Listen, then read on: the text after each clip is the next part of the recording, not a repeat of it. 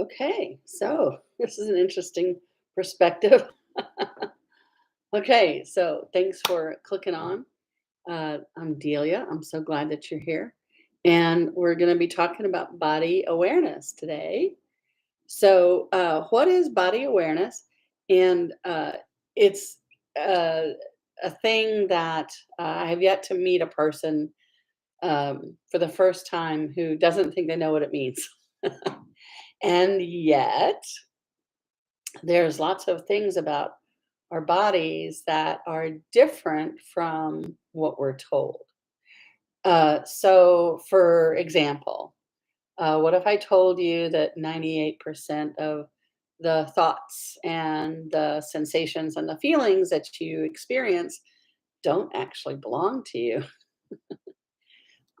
So just hang on there. Hang on there for a second. Okay, so you can think thoughts that are not yours. Does that make sense to you? You watch television, you watch movies, you've heard other people talking, you watched other people talking, and you've been to school in the American school system. So, in all of those ways, you already have thoughts and sentences in your head that don't actually belong to you. In fact, the school system is built on regurgitating somebody else's information. That's what testing is all about. So, um, and if none of this makes sense to you, that's great. That's fine. This is just not for you. But for those of us out there, the unicorns, the outcasts, the troubles, the troubled ones, this may sound really familiar. One of the reasons that so many people have, um, what do they call that? Imposter syndrome, is because if you've gone through these systems, especially if you've been successful at them and you made good grades or got sent to the head of the class or whatever, you know that you don't know what you're talking about. You know that you just know how to repeat it. You know how to imitate. You know how to um, repeat whatever has been said. Mimicry and imitation. And mimicry and imitation are not knowing something. They're knowing what is expected, but that's not the same thing as knowing the material or knowing how something actually works. When you know something, um, it's a full body experience. You know it in every part of you. You have a really strong gut sense. What's really great about really knowing something is that no matter what the circumstances are around it, you can pivot and you can extrapolate and you can adjust, you can modify. So if somebody is like a really good cook, and something goes wrong, it's not really much of a problem because you understand how what you're doing works, and so you can accommodate. So like there's like a bechamel sauce is kind of tricky because of separation and you have to beat it a bunch.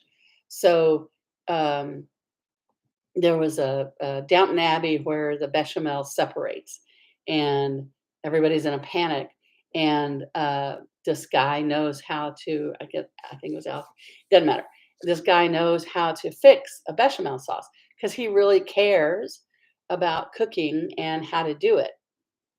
And so he knows what to do to get it unlumpy again and to get it smooth again. So when you really know something, you know what to do when things go wonky, what we traditionally call going wrong. And when you only really know how to imitate and you don't really know how to you don't know how to improvise. So think about something that you really do know. It may be something that you paid money to learn, or you've just spent a tremendous amount of time with whatever it is. And think about how when something goes wrong in that area, it doesn't really throw you. Um, you've probably done it so many times that you've already been through kind of like every mistake that you can make, right?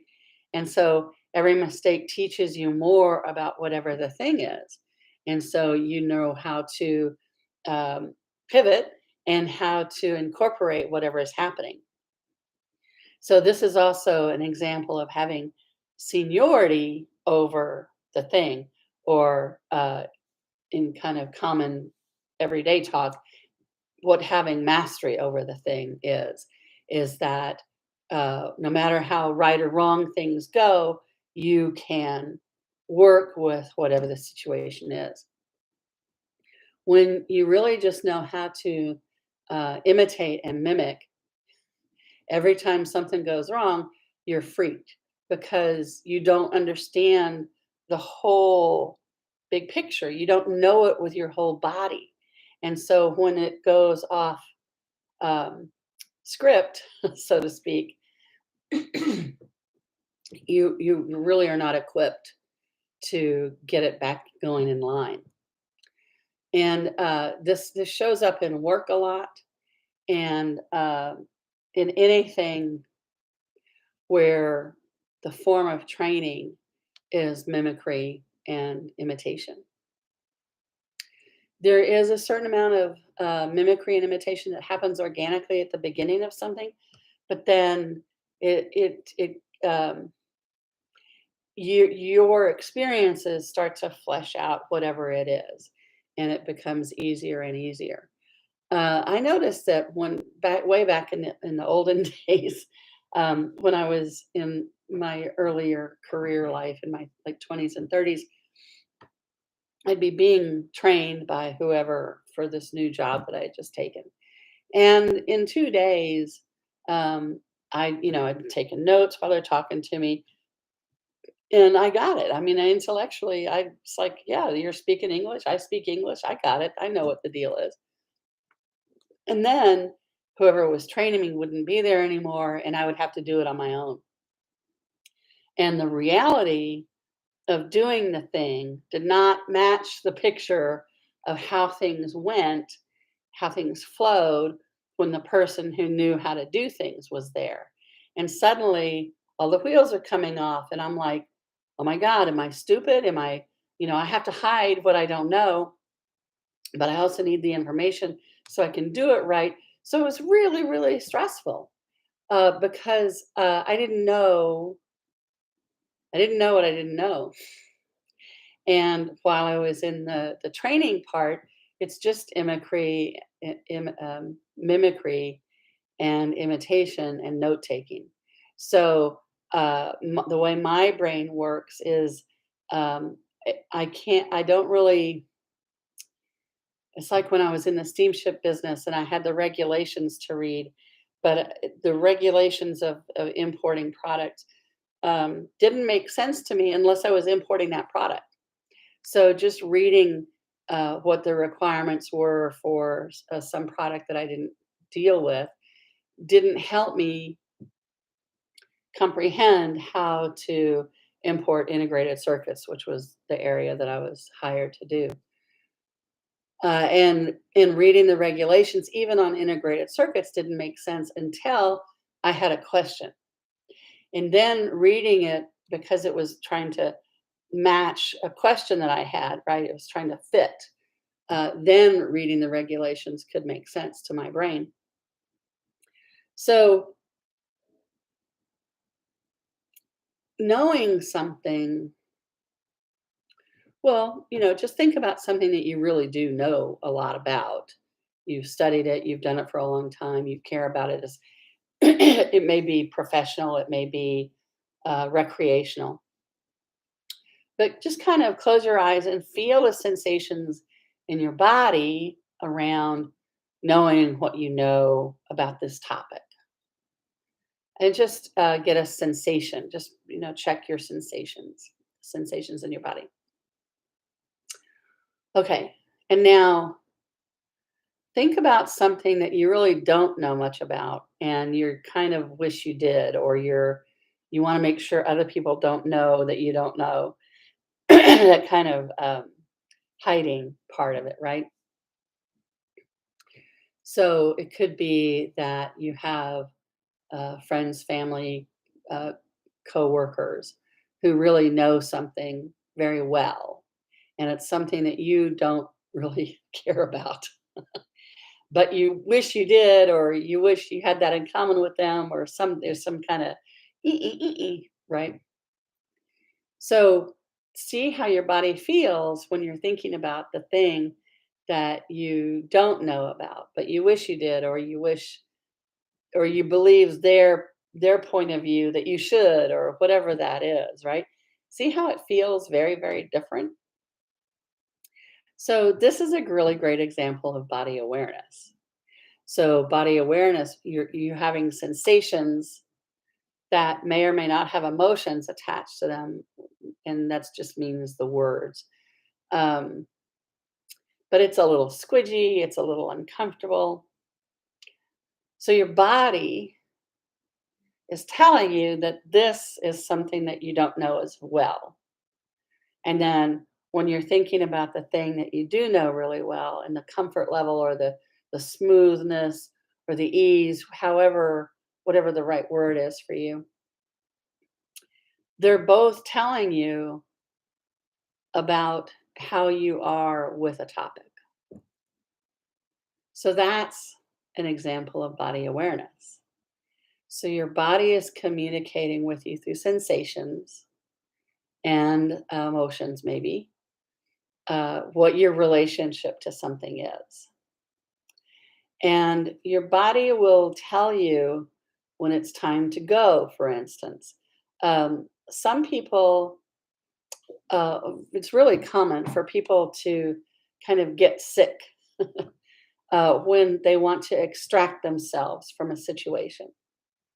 So, um, one way to make a change in your regular physical world life that you kind of don't feel like you should, or you ought to, or you have the courage to, it can show up in like an illness.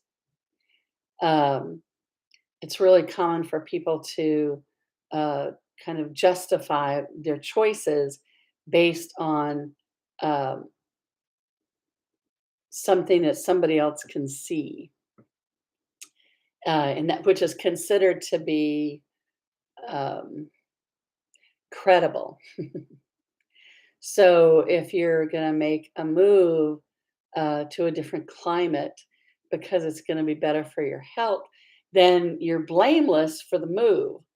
Um, and what if you could just move because you decided it's time to move? um, or you're kind of feeling crappy, and so this like justifies why you have to change jobs. This job is making me sick. This is a really common thing.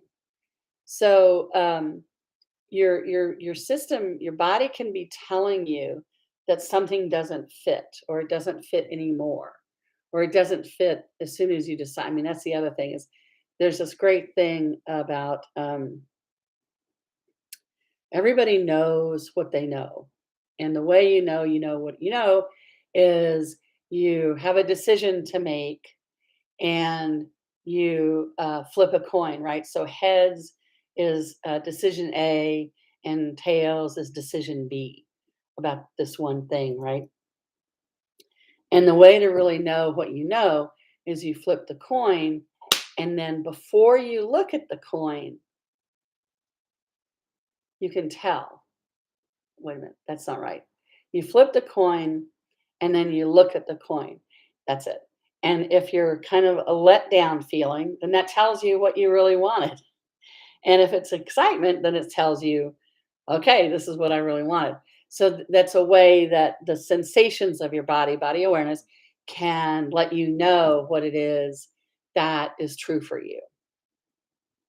So there's just tons and tons of ways that our body communicates with us and tells us what's going on, and what we need to do, and what we want to do, and where the energy is, right? So The kind of A plus B equals C world says to navigate by reason and thinking and justifications and the criteria of the society, or whatever they're saying, right? So that's what I'm going to call A plus B equals C, which keeps us conveniently in the kind of like the sand pile of mediocrity. If you're doing A plus B equals C, then you're staying in the same um, social sphere that you've always been in. However, you can navigate from light or heavy. What's that mean? So light is kind of light and bright and expansive, and maybe some excitement to it. And heavy is, exactly what it sounds like, kind of dark and kind of, I'm going to go take a nap now, right? Dark and heavy. So if you follow the light and the bright and let go of the dark and the heavy as a direction, as a general rule of thumb, you'll be making choices more and more in line with what's true for you. And that will take you more and more into a life that you actually want to live in. And that'll be more and more fun. And also, it's where the universe can come and meet you halfway and have your back. And you can recognize that the universe has your back. And there's all kinds of possibilities that show up when you're willing to be you. So these are the kinds of things that I'm talking about when I say body awareness, and how this following your body awareness is also healing.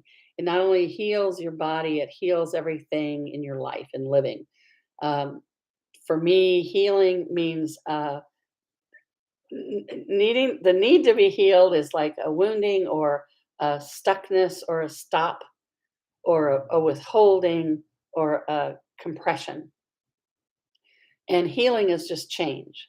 So there's flow and there's possibilities and there's things that you didn't know that were possible that are possible. And you're willing for them to be true, and you're willing for things that you haven't thought of yet to be available to you and to happen. So, body awareness is body healing, and all of that is a life that's very exciting and full and rich and full of you. It's nurturing for you. So that's what I mean about body awareness and body healing. And I hope to talk to you soon. Let me know what you think. Okay, bye.